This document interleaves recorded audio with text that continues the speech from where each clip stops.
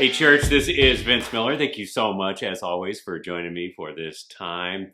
I want to give a quick shout out today to Randy and Mary Nehemiah from Burnsville, Minnesota. Thank you so much for your support. We cannot do what we do here without you behind us. Today, this is for you. Galatians chapter 4, verse 12 reads, "Brothers, I entreat you, become as I am, for I also have become as you are. You did me no wrong."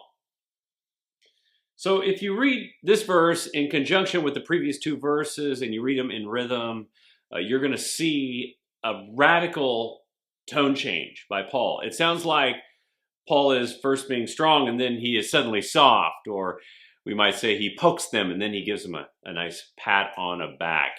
It sounds like he's saying, "What are you doing?" followed by, "Please, just follow my lead."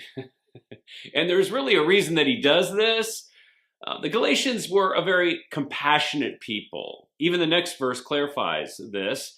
Obviously, the Galatians took him in when he was at one time sick. They cared for his simple needs in a very, compassionate way. And this affected and changed Paul. Thus, he changes his tone here.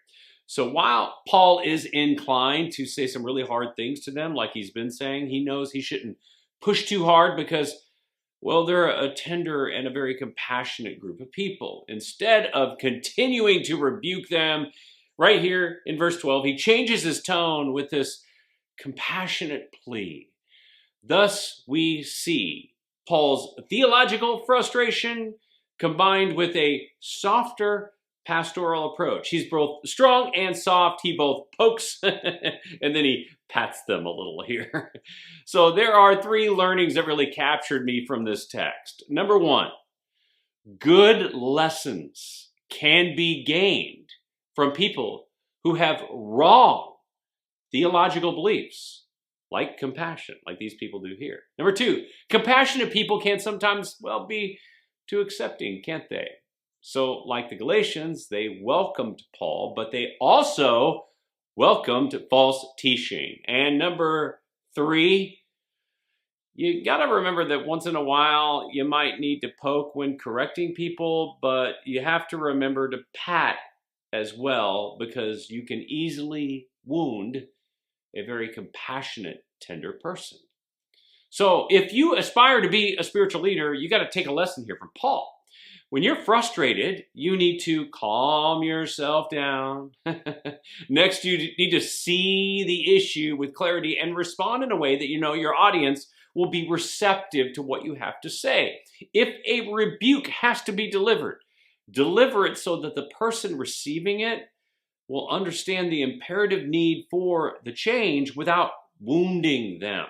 Stay ahead of your anxiety and lead your emotions. Speak clearly.